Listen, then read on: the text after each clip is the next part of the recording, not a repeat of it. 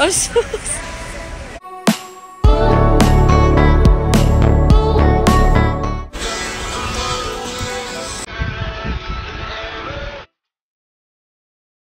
Nitong Halloween ang naisipan ng mag-asawang Marian at Dingdong ang magkaroon ng masayang memories sa tabing dagat. Celebration nila para sa Halloween ang magkaroon ng family beach trip. Enjoy si Ziggy sa buhat ni Papa Dingdong habang sila'y naglalakad sa buhangin.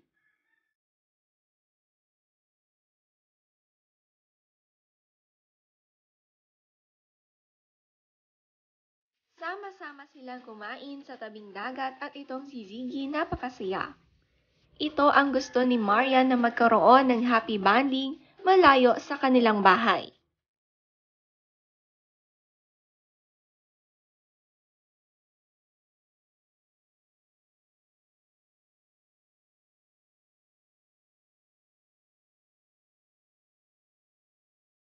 Napakabilis ng panahon, 4 na sila sa pamilya.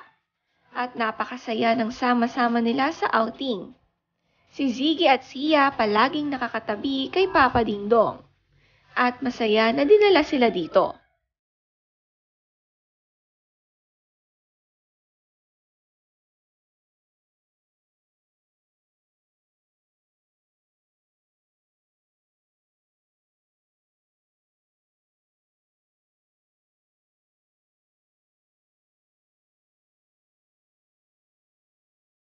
Nag-boating nga ang mag-iina at si Dingdong ang taga-usad ng bangka. Bumaba sila sa tubig nang makakita sila ng maraming isda. Si Zia walang tigil na nilaro ang mga isda at hindi siya takot na hawakan ang mga ito.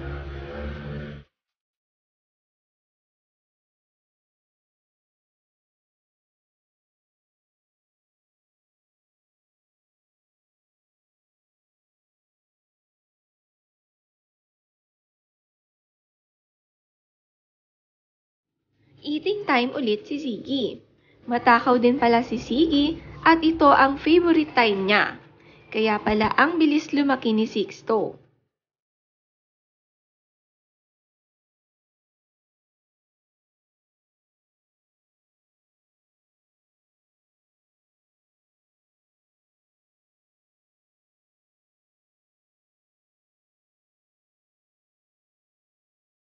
Bagay na bagay ang blue swimsuit sa'yo, Ziggy. Napakapogi. Kamukhang kamukha ang kanyang ate Zia at Mama Marian.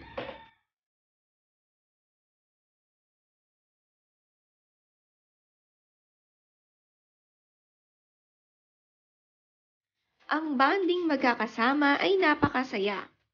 Madalang ito mangyari kaya naman ilang araw din ang kanilang bakasyon para na rin nasalubungin ang undas.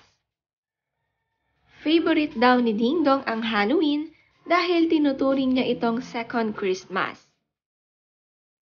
Kaya kahit walang costume ang magkapatid ngayon, as long masaya sila sa beach trip ay okay na.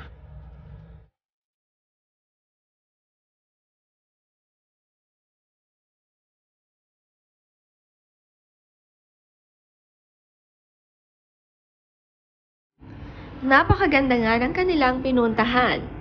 Nagkaroon ng sweet date ang mag-asawa sa beach at mas masaya ito dahil kasama nila ang 2 nilang anak.